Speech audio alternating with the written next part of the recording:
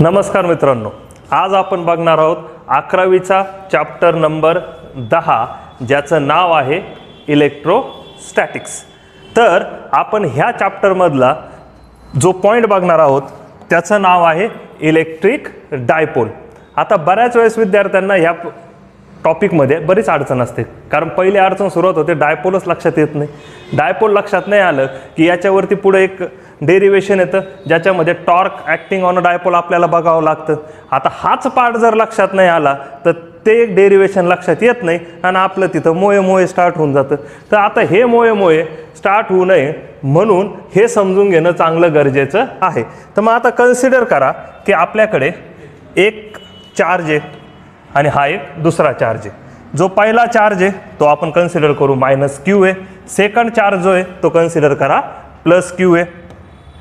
ह्या दोन चार्जमध्ये डिस्टन्स आहे 2l, म्हणजेच सेंटरपासून हा चार्ज l डिस्टन्सवरती आहे आणि सेंटरपासून हा चार्ज l डिस्टन्सवरती आहे। आपण यांना देऊयात नावं। याला हा चार्ज म्हटलं आपण A या ठिकाणी आहे आणि हा चार्ज म्हटलं आपण B या ठिकाणी आहे। तर A आणि B या ठिकाणी दोन चार्जेस असून ह्या दोन चार्जमधलं डिस्टन्स किती आहे 2l, म्हणजेच when two equal and opposite charges are at a finite distance from each other, then this system is known as dipole किंवाच त्यालाच म्हटलं जातं इलेक्ट्रिक अँड इलेक्ट्रिक डायपोल। ज्या वेळेस दोन चार्जेस फायनाइट डिस्टन्सवरती प्लेस केले जातात, इथे ते डिस्टन्स आहे 2l, त्यावेळेस त्याला म्हटलं जातं इलेक्ट्रिक डायपोल। आता याच्याशी रिलेटेड काही टर्म आहेत ज्या आपल्याला 1 बाय 1 बघणं गरजेचं आहे। मग सपोज कन्सिडर करा की आपण ह्या डायपोलला एका लाईननी जॉईन केलं, तर ही लाईन कोणती दिसते आपल्याला AB, ह्या लाईननी जॉईन केलं तर ह्या दोन चार्जेसला ज्या वेळेस एका लाईननी जॉईन केलं जातं त्यावेळेस त्याला म्हटलं जातं डायपोल ॲक्सिस। ह्या डायपोल ॲक्सिस मधनं जर आपण लाईन पास केली, कन्सिडर करा एक लाईन पास केली आहे x आणि तू कुठपर्यंत पास केली ती y पर्यंत। ज्या वेळेस डायपोल ॲक्सिस मधनं लाईन पास होते त्यावेळेस ह्या XY लाईनला म्हटलं जातं ॲक्सियल लाईन। त्याच्यानंतर पुढची महत्त्वाची टर्म येते, कन्सिडर करा की ह्या डायपोलला आपण मधनं एक सेंटरनं एक लाईन काढली, सेंटरमधनं एक लाईन काढली। ही सेंटरमधनं काढलेली लाईन ह्या डायपोल लाईन जी आहे, ॲक्सियल लाईन जी आहे, याला आहे परपेंडिक्युलर। हिला नाव देऊयात PQ। तर ह्या PQ ह्या लाईनला म्हटलं जातं इक्विटोरियल लाईन आणि त्याच्यानंतर इथे जो P हा सिम्बॉल आलाय याला म्हटलं जातं डायपोल स्ट्रेंथ। ही असते डायपोलची स्ट्रेंथ आणि मग यालाच नाव आहे डायपोल मुवमेंट, ज्याच्यामध्ये ही डायपोल स्ट्रेंथ मोजली जाते, मग याला नाव येतं डायपोल मुवमेंट। ही बुकमधली डायग्राम आहे जिचं नाव आहे इलेक्ट्रिक डायपोल। आता ह्या ज्या डेफिनेशन्स आहेत आत्तापर्यंत ज्या मी 3-4 डेफिनेशन सांगितल्या, ह्या तिन्ही 4 डेफिनेशन्स आपल्याला पेपरला विचारल्या जातात। एक एक मार्कासाठी डेफिनेशन विचारली जाते। मग याच्यामधली जी मगाशी मी पहिली एक डेफिनेशन सांगितली ती काय सांगितलंय, a pair of equal and opposite charges separated by a finite distance is called and electric dipole. Diagram पुन्हा रिपीट होते बघा, पेअर आहे, सेपरेटेड आहे फायनाइट डिस्टन्सनी आणि यालाच काय म्हटलं जातं इलेक्ट्रिक डायपोल। पण लक्षात ठेवा नेहमी this is equal and opposite, मॅग्निट्यूडनी इक्वल आहेत आणि चार्जनी अपोजिट आहे, एक मायनस आहे तर दुसरे प्लस आहे।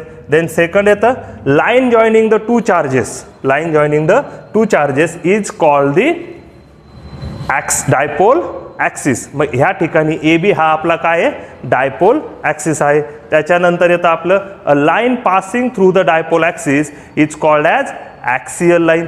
जी लाईन हे याच्यापासून पास होते डायपोल ॲक्सिसमधनं तिला ॲक्सियल लाईन म्हटलं जातं। इथे ॲक्सियल लाईन आहे XY, ही आपली कोणती लाईन आहे ॲक्सियल लाईन आहे। आणि त्याच्यानंतर a line passing through the centre of the dipole, म्हणजे ही PQ and perpendicular to the axial line. ही PQ लाईन डायपोलच्या सेंटरमधनं जातीये आणि ॲक्सियल लाईनला कशी आहे परपेंडिक्युलर आहे, तर तिला म्हटलं जातं इक्विटोरियल लाईन। तर ह्या सगळ्या डेफिनेशन्स तुम्हाला माहिती असणं गरजेचं आहे, पेपरला ह्या विचारल्या जातात। तर मी थोडंसं मागे सरकतो, ह्या लिहून घ्यायच्यात तुम्हाला। होप सो लिहून झालेलं असेल तुमचं। याच्यानंतर जो महत्त्वाचा पॉईंट आपल्याला बघायचा आहे तो आहे आपला डायपोल मुवमेंट। आता ज्याला डायपोल मुवमेंट कळाली त्याला नेक्स्ट जो पार्ट आहे ज्याच्यामध्ये आपल्याला डायपोल मुवमेंटला युनिफॉर्म इलेक्ट्रिक फील्डमध्ये ठेवायचं आहे तो पार्ट कळतो. मग डायपोल मुवमेंट म्हणजे काय लक्षात घ्या. Strength of a dipole is measured in terms of a quantity and that quantity is known as dipole moment. आपल्या जो आपण आत्ताच जो डायपोल बघितला तर त्या डायपोलची ताकद ज्याला स्ट्रेंथ म्हणतो ही ज्या टर्ममधले मोजली जाते तिलाच म्हटलं जातं डायपोल मुवमेंट. कन्सिडर करा की Q हे मॅग्निट्यूड आहे आपल्या प्रत्येक चार्जचं आणि 2L ही त्याच्यातली काय आहे लेंथ आहे. त्या दोन चार्जमधली लेंथ किती आहे 2L ही त्या दोन चार्जमधली लेंथ आहे. ही 2L तुमची लेंथ आहे आणि Q हा काय तुमचा चार्ज आहे. तर ज्यावेळेस ह्यांचा प्रोडक्ट घेतलं जातं त्यावेळेस त्या प्रोडक्टला म्हटलं जातं डायपोल मुवमेंट. आता महत्त्वाचं आपली ही जी डायपोल मुवमेंट आहे ही डायपोल मुवमेंट आहे व्हेक्टर क्वांटिटी. ह्या डायपोल मुवमेंटचं इथे बघा बोल्ड केलेलं आहे त्यासाठी जी डायरेक्शन असते ती असते from negative to positive charge. Dipole मुवमेंटची जी डायरेक्शन आहे ती कुठे असते from negative to the positive charge. Dipole मुवमेंटचं युनिट आहे कुलोमीटर. या डायपोल मुवमेंटचं युनिट काय कुलोमीटर हे त्याचं काय युनिट आहे. यालाच दुसरं एक युनिट आहे डिबे. दुसरं युनिटचं नाव आहे डिबे आणि याचं कन्वर्जन पण दिलेलं आहे. 1 डिबे इज इक्वल टू असतं 3.33 इंटू 10⁻³ कुलोमीटर. तर हे झालं आपल्या डायपोल मुवमेंट बद्दल. तर ह्या गोष्टी माहिती असणं गरजेचं आहे. ओके, आता आपल्याला मगाशी जे आपण डायपोल बघितलं डायपोल मुवमेंट बघितली त्याच्या मदतीने आता हा जो डायपोल आहे तो ठेवायचा आहे आपल्याला युनिफॉर्म इलेक्ट्रिक फील्डमध्ये. ह्याच्यावरती येतं डेरिव्हेशन. पण याच्यामध्ये बऱ्याच कन्सेप्ट्स आहेत ज्याच्यामध्ये मुलांना असतो डाऊट. पहिले आपण त्या कन्सेप्ट बघूयात आणि मग डेरिव्हेशन काय करूयात डिराईव्ह करूयात. कन्सिडर करा ज्यावेळेस आपण पॅरलल स्ट्रेट आणि इक्विडिस्टन्स लाईन दाखवतो त्यावेळेस त्याला म्हटलं जातं युनिफॉर्म फील्ड. तर आपण इथं कोणती युनिफॉर्म फील्ड घेतलेली आहे युनिफॉर्म इलेक्ट्रिक फील्ड. ह्याच्यामध्ये आपण काय केलं एक डायपोल ठेवला. आता डायपोल ठेवला म्हटल्यानंतर एका साईडला असेल त्याच्या पॉझिटिव्ह चार्ज आणि एका साईडला असेल त्याच्या निगेटिव्ह चार्ज. कन्सिडर करा ह्या डायपोलनी अँगल बनवला आहे इलेक्ट्रिक फील्ड बरोबर थिटा. आता याच्यामध्ये जे महत्त्वाच्या प्रीरिक्विसिट्स गरजेचे आहेत त्या नीट समजून घ्या. आपण शिकलेलो आहोत की इलेक्ट्रिक फील्डचा फॉर्म्युला असतो फोर्स पर युनिट चार्ज. इकडे बाहेर इलेक्ट्रिक फील्डचा फॉर्म्युला काय असतो फोर्स पर युनिट चार्ज. म्हणजेच फोर्सचा फॉर्म्युला मिळाला charge multiply by electric field. आता याच्यात अजम्पशन्स आहेत किंवा याच्यामध्ये रूल्स डिसाइडेड आहेत की जर फोर्स हा पॉझिटिव्ह चार्जवरती असेल फोर्स हा पॉझिटिव्ह चार्जवरती असेल तर तो अलॉंग इलेक्ट्रिक फील्ड असतो आणि फोर्स जर निगेटिव्ह चार्जवरती लागत असेल तर तो opposite to the electric field असतो. नेहमी लक्षात ठेवा. सुरुवातीत नव्हतं प्रॉब्लेम इथून स्टार्ट होतो की इलेक्ट्रिक फील्ड काय ते माहीत नसतं. ते माहीत नसल्यामुळे चार्ज काय हे कळत नाही. मग आता इथे आपल्याकडे पॉझिटिव्ह चार्ज आहे म्हटल्यानंतर याच्यावरती फोर्स लागणार ह्या डायरेक्शनला त्याची अमाऊंट असणार आहे QE. निगेटिव्ह चार्जवरती फोर्स लागणार ह्या डायरेक्शनला त्याची पण अमाऊंट काय असणार आहे त्या फोर्सची अमाऊंट QEच असणार आहे. आता जरा नीट लक्ष द्या. फोर्स सेम आहे पण पॉइंट ऑफ ॲप्लिकेशन वेगवेगळे आहेत. आता इथं नीट बघा हा फोर्स वरच्या बाजूला बघा हा फोर्स ह्या बाजूला लागतो वरती हा फोर्स खालच्या बाजूला लागतोय. एक फोर्स वरती एक फोर्स खाली आहे. दोघांच्या लाईन ऑफ ॲक्शन काय सेम नाही आहेत पण दोन्ही फोर्सच्या व्हॅल्यू काय आहेत दोन्ही फोर्सच्या व्हॅल्यूज ह्या सेम आहेत. त्याच्यामुळे हे फोर्स एकमेकाला करतात कॅन्सल आउट. म्हणून नेहमी लक्षात ठेवायचं की नेट फोर्सची व्हॅल्यू ऑलवेज असते 0. नेहमी लक्षात ठेवायचं नेट फोर्सची व्हॅल्यू ऑलवेज काय असते 0. पण कुठे युनिफॉर्म इलेक्ट्रिक फील्डमध्ये कुठे युनिफॉर्म इलेक्ट्रिक फील्डमध्ये नेट फोर्सची व्हॅल्यू युनिफॉर्म इलेक्ट्रिक फील्डमध्ये 0 असते. कोणासाठी तर इलेक्ट्रिक डायपोलसाठी. कळालं इथपर्यंत. आता लक्ष द्या नीट. मी नेट फोर्सची व्हॅल्यू 0 डायपोलसाठी म्हटलेलं आहे. जर युनिफॉर्म फील्ड ऐवजी नॉन युनिफॉर्म फील्ड असते तर ही व्हॅल्यू 0 येऊ शकत नाही. काय माहिती मे बी ह्या पॉईंटला एक फील्ड असेल, ह्या पॉईंटला दुसरी फील्ड असेल, मग व्हॅल्यू 0 येऊ शकत नाही. इथपर्यंत क्लिअर आहे. आता जर फोर्स सेम आहे पण लाईन ऑफ ॲक्शन वेगवेगळे असतील तर फोर्स, नेट फोर्सची व्हॅल्यू 0 झाली, पण इथे ऍक्ट होणार आता टॉर्क. आता लक्षात घ्या, 2 equal and opposite forces which do not have same line of action, then they are going to rotate. ज्या वेळेस दोन इक्वल आणि अपोजिट फोर्सेस असतात ज्यांची लाईन ऑफ ॲक्शन काय असते, सेम नसते. लाईन ऑफ ॲक्शन सेम असेल तर ते एकमेकाला कॅन्सल आउट करून टाकतात आणि रोटेट सुद्धा होऊ शकत नाही. मग आता ह्या सिस्टीमला काय झालंय, इक्वल आणि अपोजिट फोर्सेस आहेत पण त्यांची लाईन ऑफ ॲक्शन बघा डिफरंट आहे. याची खालच्या बाजूला आहे तिकडे, याची वरती आहे, तर लाईन ऑफ ॲक्शन तर ही झाली, वरच्याची वरती झाली, खालच्याची कुठे झाली, खाली झाली. मग आता लाईन ऑफ ॲक्शन काय झाली, त्यांची अपोजिट झाली. आता ते होणार आहे रोटेट. लक्षात घ्या, इथे ते इक्विलिब्रियम आहे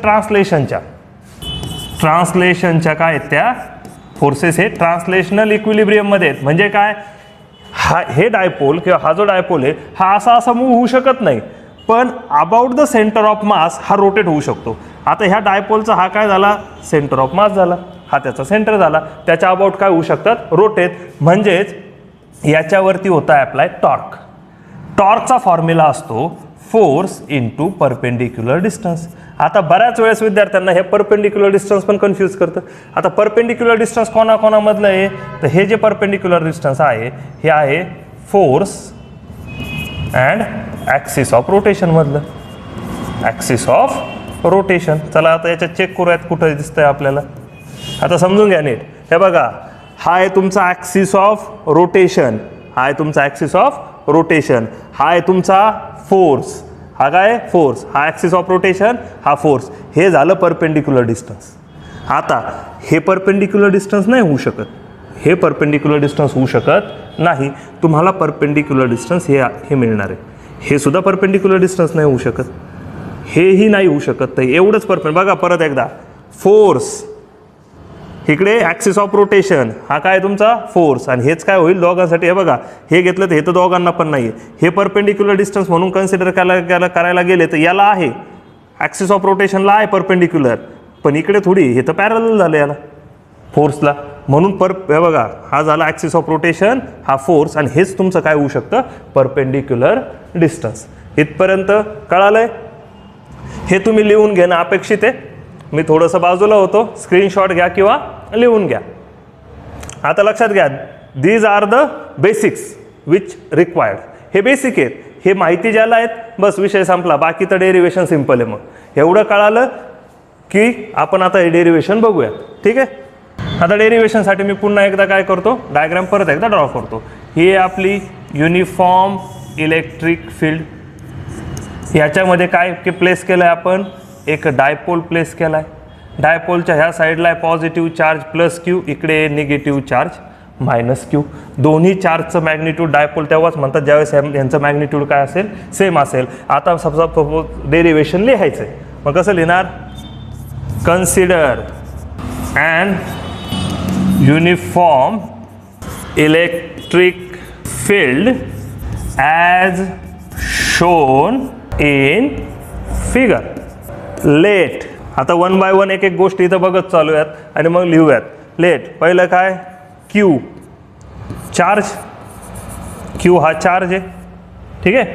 त्याच्यानंतर कन्सिडर करा ह्या डायपोलने अँगल बनवलेला आहे थिटा. कोणाबरोबर, डायपोलच्या डायरेक्शनने अँगल कोणाबरोबर बनवलं, इलेक्ट्रिक फील्ड बरोबर. So theta angle between dipole movement and electric field.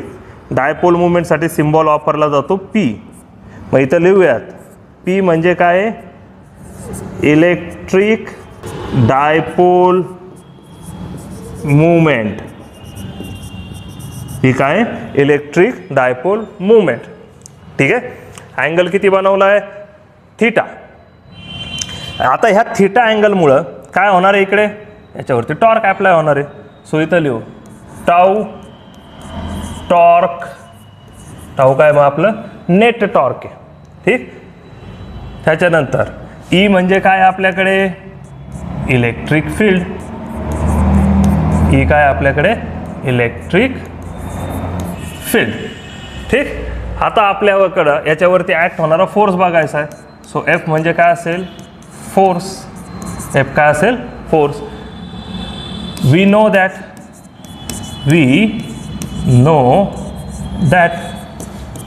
F is equal to Q into E.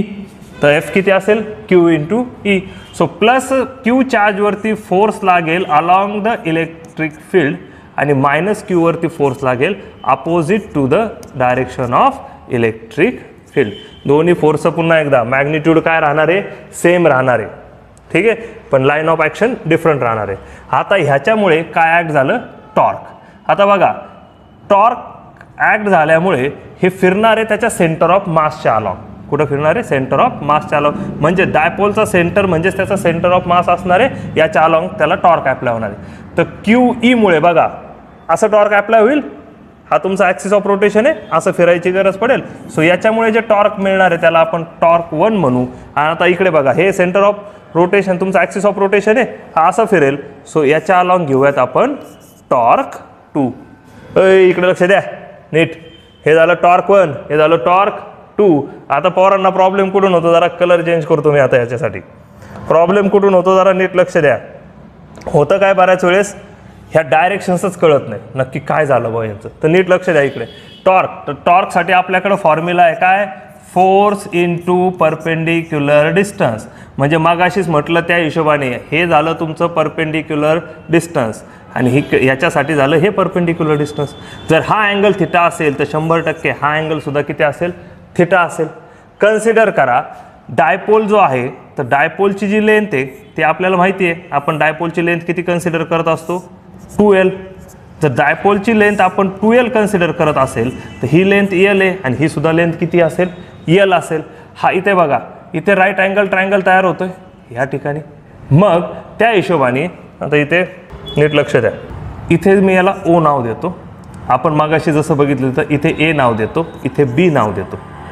ठीक आहे. आणि जिथे इथे C देतो आणि इथे B देतो. आता नीट ऑब्झर्व करा. AD हे डिस्टन्स येणार आहे L साइन थिटा. AD हे डिस्टन्स किती येणार आहे L साइन थिटा. सेम केस BC हे सुद्धा डिस्टन्स येणार आहे बघा L साइन थिटा. का बरं साइन थिटा म्हणजे काय असतो अपोजिट अपॉन हायपोटेनस. तर अपोजिटला काय आपल्याला AD आहे. हायपोटेनसला काय आपल्याकडं AO आहे. AO ची लेंथ आपल्याला माहिती आहे L आहे. सेम हे जसं आहे तसंच इकडे येईल CB ची व्हॅल्यू सुद्धा किती येणार आहे L sine theta. So torque 1 किती आला आपल्याकडं फोर्स काय आपल्याकडं Q into E into perpendicular distance किती आलं L साइन थिटा. सेम केस टॉर्क 2 किती मिळालं Q into E into L sine theta. आता लक्ष द्या नीट. महत्त्वाचं काय आहे की याची डायरेक्शन कशी आहे बघा. टॉर्क 1 ची डायरेक्शन क्लॉकवाईज दिसते आणि टॉर्क 2 ची सुद्धा कशी आहे क्लॉकवाईजच आहे. सो इथे लिहिणार मी क्लॉकवाईज डायरेक्शन आणि इकडे पण लिहिणार कशी डायरेक्शन क्लॉकवाईज. ठीक आहे. आता मला नेट टॉर्क काढायचं आहे. तर नेट टॉर्क असणार काय ह्या दोघांची addition. Torque is equal to tau 1 plus tau 2. आता टाऊ 1 प्लस टाऊ 2 जर नेट टॉर्क आहे तर टाऊ 1 ची व्हॅल्यू किती आली रे QEL sine theta plus tau 2 ची पण व्हॅल्यू किती आली QEL साइन थिटा. बरोबर. आता मी प्लस साइन का वापरलं कारण दोन्ही पण क्लॉकवाईज फिरत आहेत. जर क्लॉकवाईज अँटी क्लॉकवाईज असते दोघांच्या डायरेक्शन जर चेंज असत्या तर मला साइन चेंज करावं लागलं असतं. आता दोन्ही पण सेम आहेत म्हणून मी साइन काय वापरलं ॲडिशनचं वापरलं. फायनली मला उत्तर काय मिळालं 2QEL साइन थिटा. ही व्हॅल्यू मिळाली मला नेट टॉर्कची. ही व्हॅल्यू कशाची मिळाली नेट टॉर्कची. नीट विचार करा. आता टॉर्क 1 पण क्लॉकवाईज फिरतोय टॉर्क 2 सुद्धा क्लॉकवाईज फिरतोय तर नेट टॉर्कची डायरेक्शन सुद्धा कोणती असणार आहे क्लॉकवाईज. नेट टॉर्कची डायरेक्शन सुद्धा किती कोणते असणार आहे क्लॉकवाईज. ठीक आहे इथपर्यंत. आता आपण जरा एक काम करूयात. आपल्याला dipole movement, electric dipole movement हवी आहे, तर याच्यामध्ये थोडीशी रिअरेंजमेंट करूयात. याच्यामध्ये काय करूयात, थोडीशी रिअरेंजमेंट करूयात. आता रिअरेंजमेंट करतोय, ठीक आहे, नीट लक्ष द्या रिअरेंजमेंटकडे. रिअरेंजमेंट बघा, आपल्याला काय मिळालेलं आहे, टॉर्क इज इक्वल टू, आता एक काम करतो, क्यू सेपरेट लिहितो इंटू 2L लिहितो. हे बघा, क्यू सेपरेट 2 आणि L सेपरेट. सो काय लिहिलं, क्यू इंटू 2L. शिल्लक काय राहिलं, इंटू ई साइन थिटा. अरे बाप, भट आली इथं, आलिया भट, आलिया भट काय म्हणते, बाबा रे बाबा, पी काय असतोय, क्यू इंटू 2L. पी म्हणजे काय, आपली इलेक्ट्रिक डायपोल मुवमेंट, त्याची व्हॅल्यू काय असते, क्यू इंटू 2L. देअरफॉर टॉर्कची व्हॅल्यू काय आली, P E sine theta. P E sine theta. इथपर्यंत तर ठीक आहे. पण आता गडबड अशी आहे, आपण याला टॉर्कला पी क्रॉस ई पण लिहू शकतो and torque is equal to, कोणी म्हणाल नाही सर मला पी क्रॉस ई नाही आवडत, मला ई क्रॉस पी आवडतंय, मला पी क्रॉस ई नाही आवडत, मला काय आवडतंय, ई क्रॉस पी. आता सर तुम्ही तर दोन्ही लिहू शकतो, पण ठरवायचं कसं, दोन्हीपैकी करेक्ट कोणतं आहे. चला नीट लक्ष द्या. आपल्याला क्रॉस प्रोडक्टचं जर डायरेक्शन काढायचे असेल तर आपल्याकडे अवेलेबल आहे राईट हँड थंब रूल. काय अवेलेबल आहे, राईट हँड थंब रूल. आता तो राईट हँड थंब रूल जरा आपण इथे अप्लाय करूयात. आता ते समजण्यासाठी थोडंसं कलर काय करूयात, आपण पुन्हा एकदा चेंज करूयात. कन्सिडर करा, ही तुमची कोणाची डायरेक्शन आहे, इलेक्ट्रिक फील्डची, बरोबर. ही तुमची इलेक्ट्रिक फील्डची डायरेक्शन आहे. ही कोणाची डायरेक्शन आहे, डायपोलची. डायपोलची आत्ता सांगितलं, इलेक्ट्रिक डायपोल मुवमेंटची जी डायरेक्शन असते ते निगेटिव्ह चार्जकडनं कुठे असते, हा तुमचा सेंटर ओ आहे कन्सिडर करा. तर निगेटिव्ह चार्जकडनं कुठे आहे, पॉझिटिव्ह चार्जकडे. म्हणजेच ही झाली पीची डायरेक्शन आणि ही कोणाची झाली, ईची डायरेक्शन. हा अँगल कोणता झाला, थिटा. क्रॉस प्रोडक्ट असेल तर याला काढण्यासाठी राईट हँड थंब रूल काय सांगतो, जिकडं तुमचा जो पहिला वेक्टर आहे त्याच्यावरती हँड्स ठेवा, फिंगर्स ठेवा आणि त्या कर्ल करा दुसरीकडं. समजा आपण ई कडे ठेवलं आणि पी कडे कर्ल मारलं तर ई क्रॉस पी असं, तर ही डायरेक्शन कोणती येते, अँटी क्लॉकवाईज डायरेक्शन येते. बघा ही डायरेक्शन कशी येते, अँटी क्लॉकवाईज. म्हणजे ई क्रॉस पीची डायरेक्शन कोणती झाली, अँटी क्लॉकवाईज. आता पी वरती ठेवा आणि कोणाकडे फिंगर्स कर्ल करा, ई कडे फिंगर्स कर्ल करा. तर पी कडे ठेवून ई कडे फिंगर्स कर्ल केले की ही डायरेक्शन कशी येते, क्लॉकवाईज. ही डायरेक्शन कशी येते, क्लॉकवाईज. मग आपल्या नेट टॉर्कची डायरेक्शन कशी आहे, क्लॉकवाईज आहे. That's why this is the right answer and this is the wrong answer. So final answer कोणतं लिहिणं गरजेचं आहे तुम्ही, torque is equal to P cross E. तर आपलं नेट टॉर्क किती ॲक्ट होतं, पी क्रॉस ई. हे झालं तुमचं डेरिवेशन. ठीक आहे, लिहून घ्या याला.